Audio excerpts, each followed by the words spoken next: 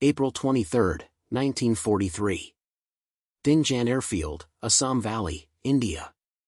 Captain Robert Chen grips the controls of his C-47 transport aircraft as monsoon winds hammer against the fuselage. Through the rain-streaked windshield, he can barely make out the jagged peaks of the Himalayan mountain range rising like the teeth of some ancient beast. Somewhere beyond those mountains, 15,000 feet above sea level, lies the most dangerous air route in the world. The Japanese call it impossible. The British call it suicide. American pilots call it the hump. Before we jump back in, tell us where you're tuning in from, and if this story touches you, make sure you're subscribed because tomorrow, I've saved something extra special for you. Chen adjusts his oxygen mask and pushes the throttle forward. Strapped behind him are 6 tons of aviation fuel, ammunition, and medical supplies destined for Chinese forces fighting the Japanese occupation. His co-pilot, Lieutenant James Morrison, crosses himself and mutters a prayer as the heavily loaded aircraft struggles to gain altitude. Neither man knows that they are participating in what will become the greatest aerial supply operation in human history, an operation so audacious that even years later, German military strategists studying the campaign would refuse to believe the statistics. The airlift operation that American aviators would come to know as flying the Hump represented one of the most extraordinary logistical achievements of World War II. Between 1942 and 1945, American transport pilots flew more than 650,000 individual missions over some of the most treacherous terrain on Earth, delivering over 650,000 tons of critical supplies to Chinese and American forces fighting in the China-Burma-India theater. The human cost was staggering. More than 1,500 American and Allied airmen lost their lives flying the Hump, and nearly 600 aircraft were destroyed by weather, mechanical failure, enemy action, or the mountains themselves. Yet when German intelligence officers first received reports about the scale of American airlift operations over the Himalayas in late 1943, many dismissed the information as Allied propaganda. The idea that any nation could sustain such an operation, flying fully loaded transport aircraft over mountain ranges that exceeded 20,000 feet in elevation, through weather conditions that included 100-mile-per-hour winds, blinding snowstorms, and violent updrafts and downdrafts capable of tearing aircraft apart, seemed beyond the realm of possibility. German logistics experts calculated that such an operation would require an impossible commitment of resources, aircraft, and trained personnel. They were wrong. The Americans not only sustained the operation but expanded it month after month until the Hump airlift became the primary supply line for an entire theater of war. The tonnage delivered over the Hump exceeded all German predictions by factors of 10 or more, and the operational efficiency achieved by American transport crews defied conventional wisdom about the limitations of airlift operations in combat conditions. The origins of the Hump airlift operation can be traced to the catastrophic collapse of Allied positions in Southeast Asia during the spring of 1942. The Japanese military offensive that had begun with the attack on Pearl Harbor in December 1941 had rapidly overrun British Malaya, the Dutch East Indies, and most of Southeast Asia. By March 1942, Japanese forces had captured Rangoon, the capital of Burma, severing the Burma Road, which had been the primary supply route for American Lend-Lease aid flowing to Chinese nationalist forces under Generalissimo Chiang Kai-shek. The loss of the Burma Road created an immediate crisis for the Allied war effort in Asia. China had been fighting the Japanese invasion since 1937, and Chinese resistance was tying down more than 1 million Japanese troops who might otherwise have been deployed against Allied forces elsewhere in the Pacific. Without continued American material support, Chinese resistance might collapse entirely, freeing those Japanese divisions for operations against Allied positions throughout the Pacific theater. General Joseph Stilwell, who had been appointed commander of American forces in the China-Burma-India theater and chief of staff to Generalissimo Chiang Kai-shek, understood the strategic implications immediately. In a terse cable to General George Marshall, the Army Chief of Staff, Stilwell outlined the situation with characteristic bluntness. The Burma Road is gone. The Japanese control everything between India and China.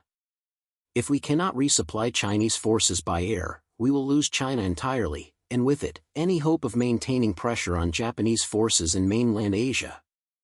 The problem was that no airlift operation of the required scale had ever been attempted under such challenging conditions. The air route from Allied airfields in northeastern India to Chinese bases in Yunnan province required flying over the eastern extension of the Himalayan mountain range, a journey of approximately 500 miles each way through some of the most hostile flying conditions imaginable. The mountains themselves rose to elevations exceeding 15,000 feet, with individual peaks reaching heights above 20,000 feet. Weather conditions along the route included monsoon storms that could last for weeks, violent thunderstorms with extreme turbulence, icing conditions that could overwhelm aircraft de-icing systems, and winds that routinely exceeded 100 miles per hour. The C-47 transport aircraft that would become the workhorse of the Hump operation had a service ceiling of approximately 24,000 feet when lightly loaded, but the 6-ton cargo loads required for effective supply operations reduced that ceiling significantly. Pilots would have to navigate through narrow valleys and passes while fully loaded aircraft struggled to maintain altitude in thin air where engine performance deteriorated and where a single engine failure could send the aircraft plummeting into the mountains below. Lieutenant Colonel Edward Alexander, who had been assigned to develop operational plans for the airlift operation, conducted a preliminary survey flight over the proposed route in May 1942 and filed a report that reflected the daunting nature of the challenge. The terrain is unlike anything our pilots have experienced. The mountains are not a single range but a series of parallel ridges running north to south, creating a maze of valleys and peaks that extend for hundreds of miles. Weather conditions are extreme and unpredictable. Radio navigation aids are non-existent. If we attempt this operation with our current resources and training, we will lose aircraft and crews at an unsustainable rate. Alexander's assessment was accurate, but it failed to account for the determination and resourcefulness that would characterize the American response to seemingly impossible challenges. The initial phase of the Hump operation began in April 1942, even before comprehensive planning could be completed, using a handful of transport aircraft that had been diverted from other operations. These early flights were flown by pilots from the China National Aviation Corporation, a civilian airline that had been operating in China before the war, and by small numbers of Army Air Forces crews who volunteered for what was openly acknowledged as an extremely hazardous assignment. Captain Theodore Williams, one of the first American military pilots to fly the Hump, described his initial flight in a letter to his wife written in June 1942. We took off from Dinjan before dawn with 4 tons of ammunition and radio equipment. The weather forecast called for clear conditions, but by the time we reached the mountains, we were flying through solid clouds with zero visibility. The turbulence was unlike anything I had experienced in training. The aircraft was thrown around like a toy, and ice was forming on the wings faster than our de-icing boots could shed it. We climbed to 18,000 feet, hoping to get above the weather, but the clouds extended higher than we could climb. For 2 hours, we flew on instruments, never seeing the ground, never certain whether we were over valleys or directly above mountain peaks that could appear at any moment. Williams and his crew survived that flight and would go on to complete dozens more before being transferred to other duties, but many of their fellow pilots were not so fortunate. During the first 6 months of Hump operations, from April through September 1942, American and Allied forces lost more than 40 aircraft to weather, terrain, and mechanical failures. The loss rate was approaching 10% per month, a figure that would have been considered unacceptable in any sustained military operation. The primitive conditions at the Indian airfields from which Hump operations were staged added to the operational challenges. Dinjan, Chabua, Jorhat, and the other airstrips carved out of the Assam Valley were little more than dirt runways with minimal facilities. During the monsoon season, which lasted from June through September, the airfields became seas of mud where aircraft bogged down during takeoff attempts and where maintenance crews worked in torrential rain to keep engines running and control surfaces functional. The heat and humidity of the Assam Valley created additional problems, with temperatures regularly exceeding 100 degrees Fahrenheit and humidity levels that approached saturation, conditions that reduced engine performance and created maintenance nightmares for ground crews struggling to keep aircraft airworthy. First Lieutenant Marcus Hamilton, a maintenance officer stationed at Chabua Airfield, described the working conditions in his diary. we are maintaining aircraft under conditions that would be considered impossible back in the States. We have no proper hangars, no climate control, limited spare parts, and tools that rust overnight in the humidity. The red mud gets into everything: engines, control cables, hydraulic systems. We work 18-hour days just to keep enough aircraft flying to maintain the delivery schedule. Every time a plane takes off for China, we know there is a significant chance it will not return, and we will have to somehow replace it with aircraft and crews that do not exist. The Japanese military, which had been monitoring Allied airlift operations with considerable interest, initially dismissed the Hump flights as a desperate but ultimately futile gesture.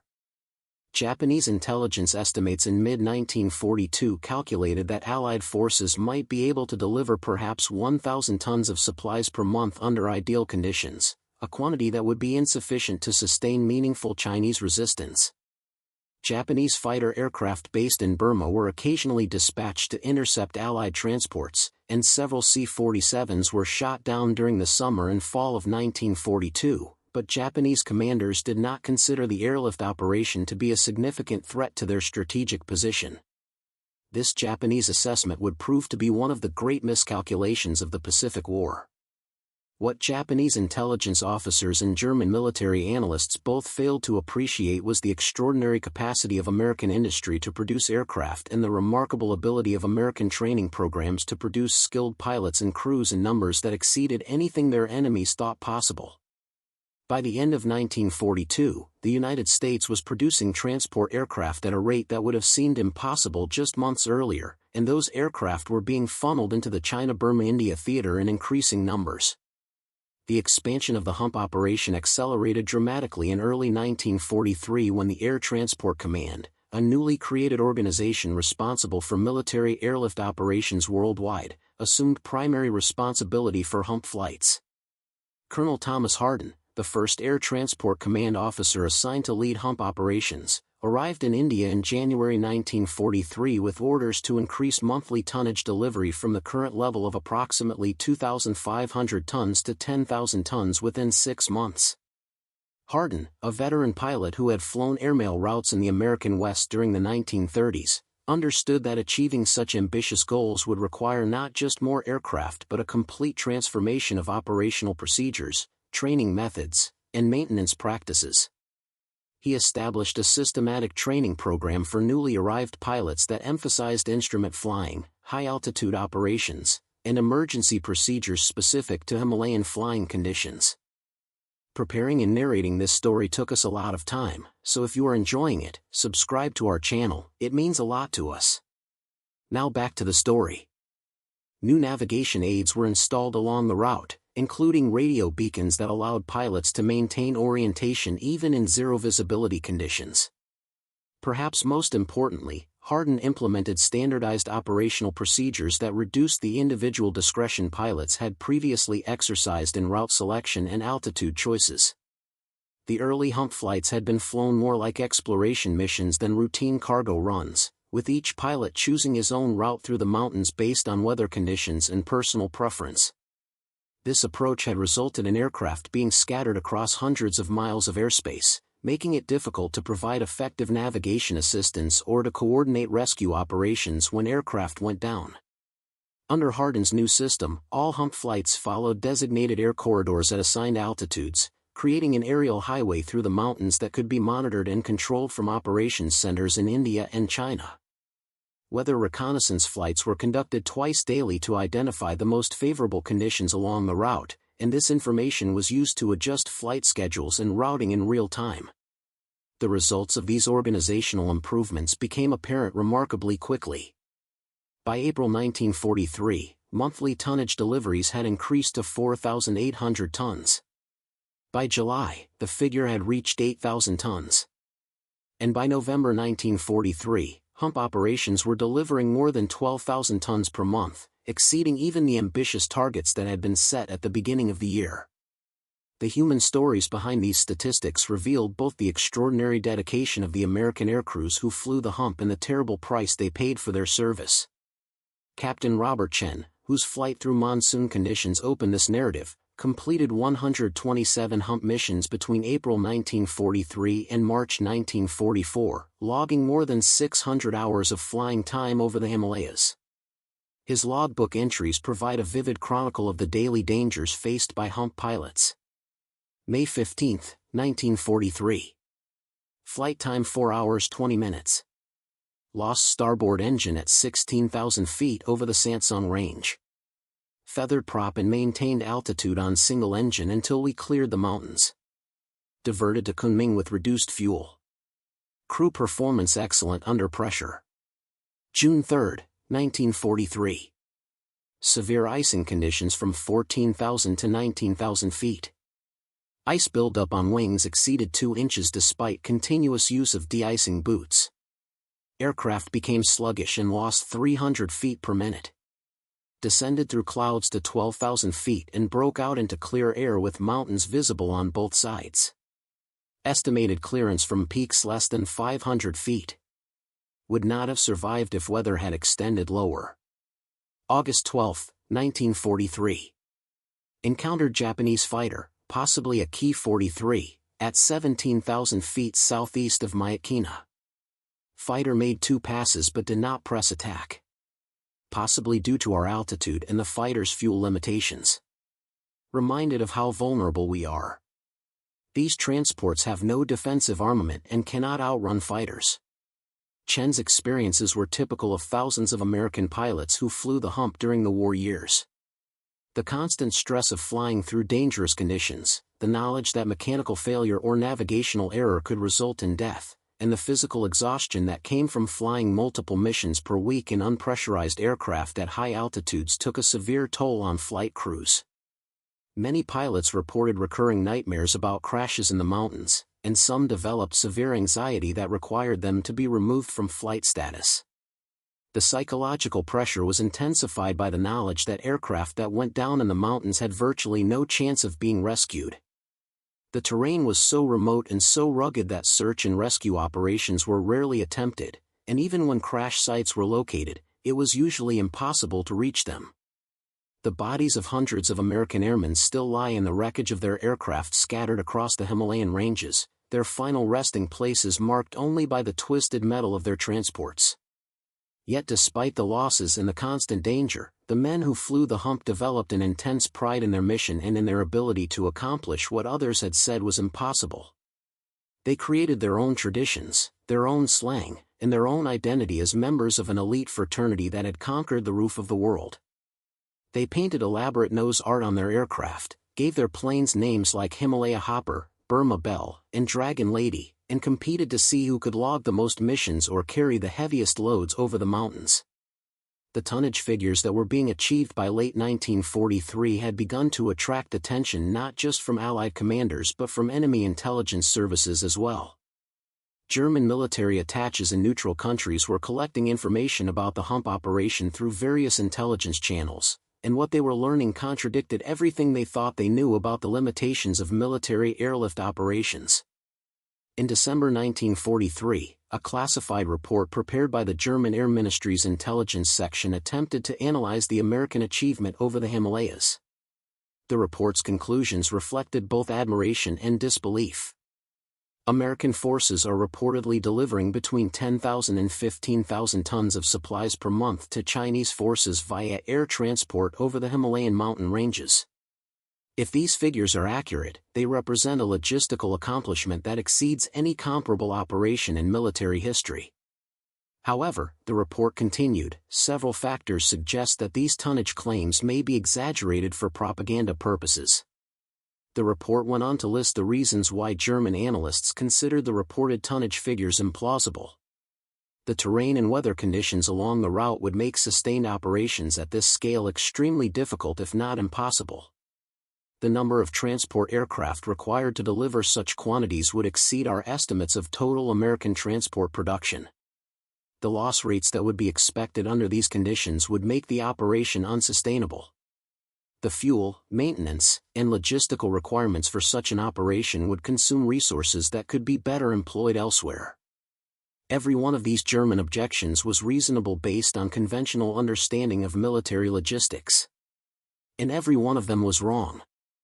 the Americans were not only achieving the tonnage figures that German analysts doubted, they were planning to exceed them by substantial margins in the coming year.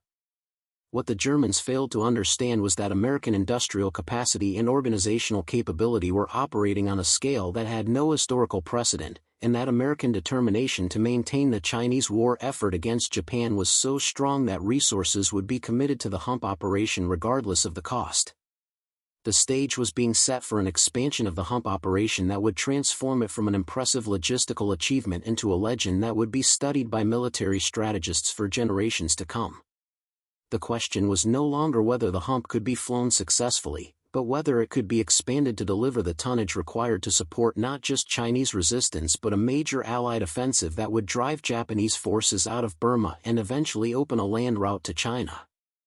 The answer to that question would unfold over the next 18 months in a story of innovation, determination, sacrifice, and ultimate triumph that would leave even the most skeptical observers astonished by what human beings could accomplish when pushed to the very limits of possibility. The transformation of the Hump operation from a marginally sustainable emergency measure into a full-scale logistical triumph began in earnest during the spring of 1944 when Major General William Tunner assumed command of what had been redesignated as the India-China Division of the Air Transport Command.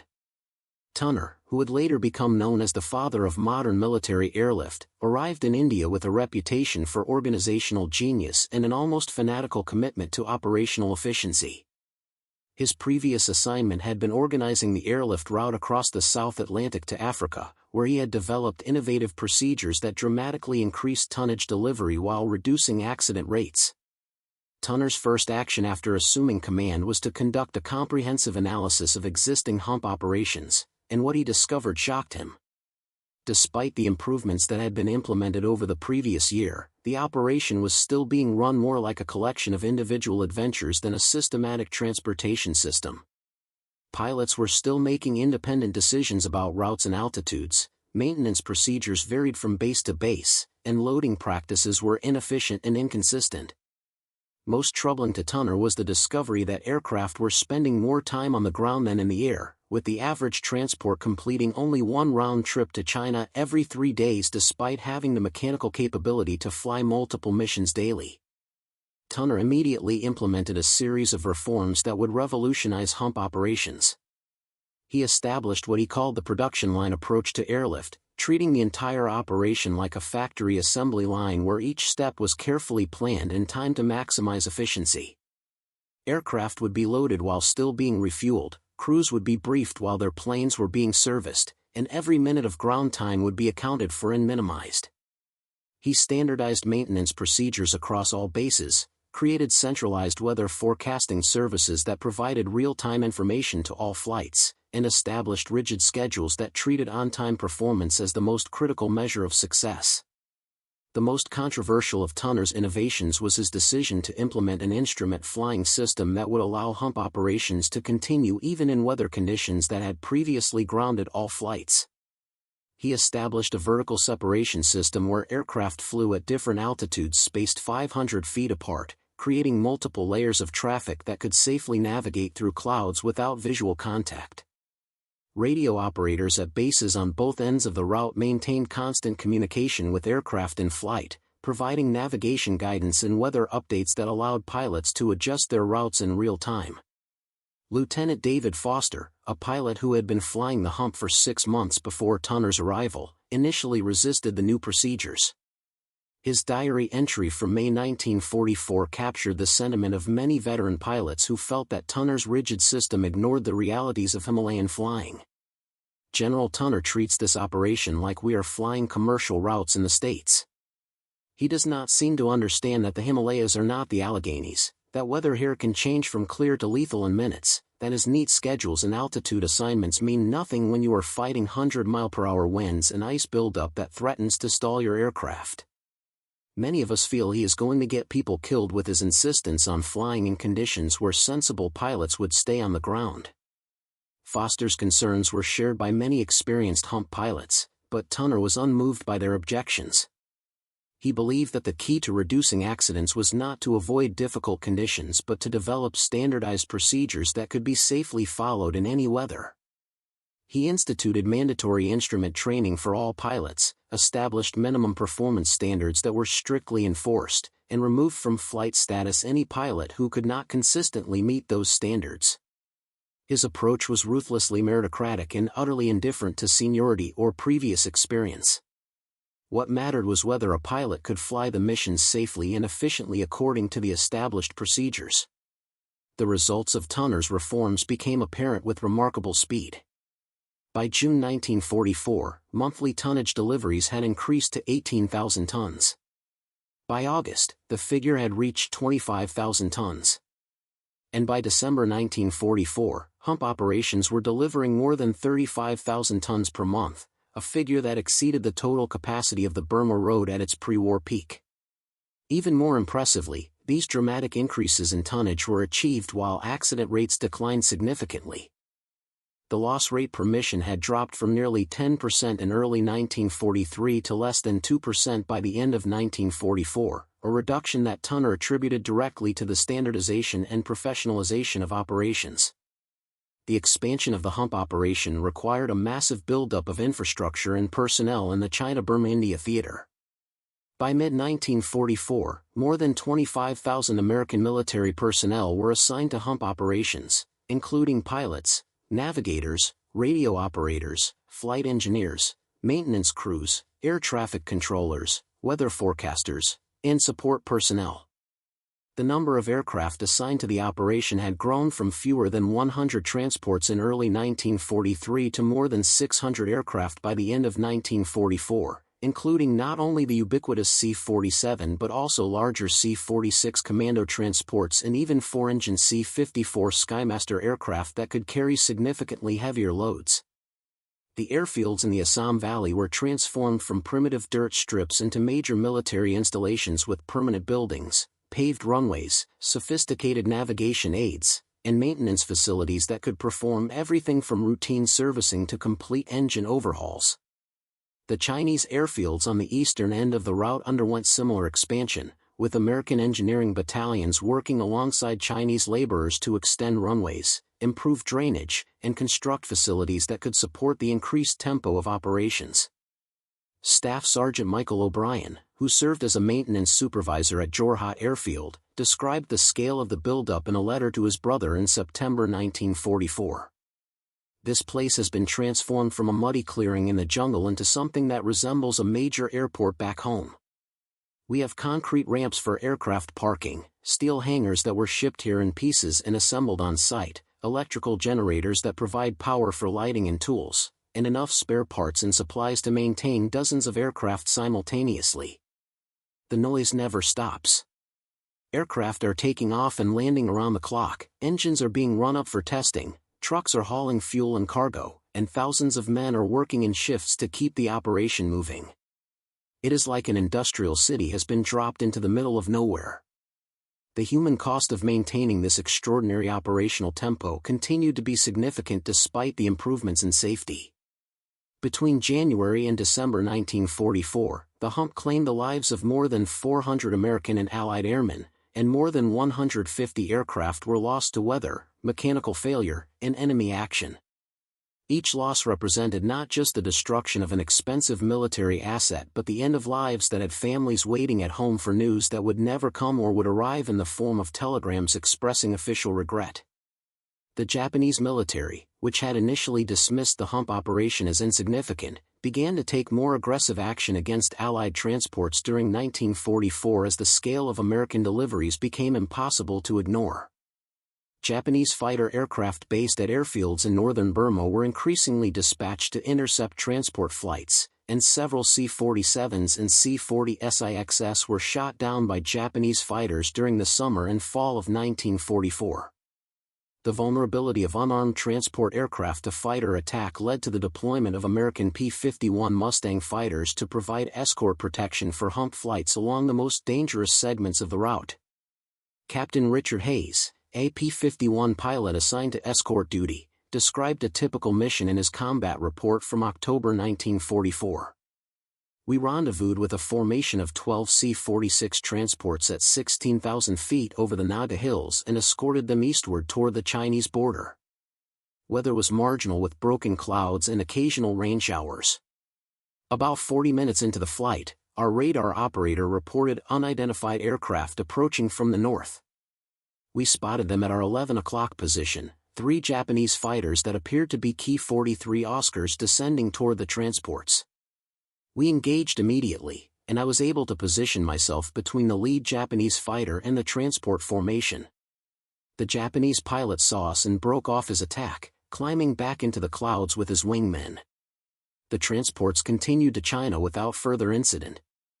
The presence of American fighters along the Hump route forced Japanese commanders to reconsider their strategy for interdicting Allied supply flights.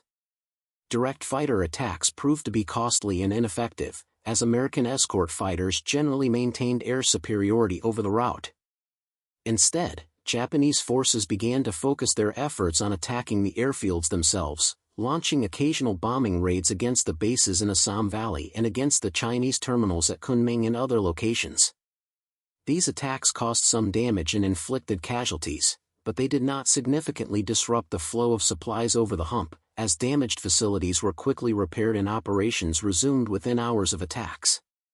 By early 1945, the Hump operation had evolved into a highly sophisticated air bridge that was sustaining not just Chinese resistance but an entire Allied theater of operations. American forces under General Joseph Stilwell were conducting offensive operations in northern Burma aimed at reopening a land route to China, and these operations were entirely dependent on supplies delivered by air. Chinese divisions that had been trained and equipped with American weapons were fighting alongside American units, and their ammunition, fuel, and food came exclusively from Hump deliveries. Even the fuel used by American fighter aircraft based in China came over the Hump, with specially configured tanker aircraft making the dangerous flight while carrying thousands of gallons of aviation gasoline. The statistical achievement represented by the Hump operation had by this point exceeded anything that military analysts had believed possible at the start of the war. During the peak month of July 1945, American transport crews delivered more than 71,000 tons of supplies to China, a figure that represented more than 5,000 individual flights and required more than 25,000 hours of flying time.